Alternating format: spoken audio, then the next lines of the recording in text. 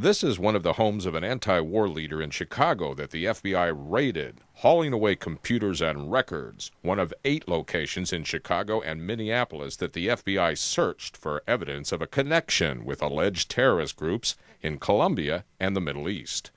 No one was arrested, but several anti-war activists were issued subpoenas to appear before a grand jury in early October and could be indicted. We have done nothing wrong. One of those named, activist Joe Eiselbaker, and his wife Stephanie Weiner, who held a news conference to flatly deny any link to terrorism. All we ever did was work against U.S. military aid to the governments of Colombia and Israel, and to support the peoples of Colombia and Israel in their struggle for justice. And if the U.S. government wants to call that terrorism, we're all terrorists. Here at the offices of a major anti-war group, Code Pink, they're frightened that they could be next as the FBI widens its investigation of what they claim is illegal contacts with Palestinian groups in Gaza and other political movements abroad that the U.S. considers terrorist. The founder of Code Pink says it's a government attempt to intimidate the anti-war movement. To be frank, we're scared because all of us, it could have been any one of our organizations. I mean, why that group? It's kind of random.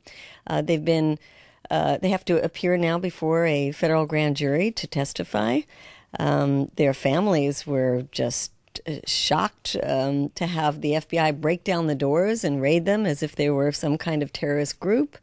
And the accusations are that they have been giving material support to groups in Palestine, which many of our organizations do, and to Colombia, which many of our organizations do, in terms of being supportive of efforts for peace there. So it's shocking, it's outrageous, and it's scary. Anti-war leaders say the raids and grand jury subpoenas constitute what they called harassment at the highest levels. The FBI decision to search homes of activists comes just a week before a coalition of 40 anti-war groups is scheduled to hold large, noisy demonstrations here in Washington. They say the proof's in the pudding.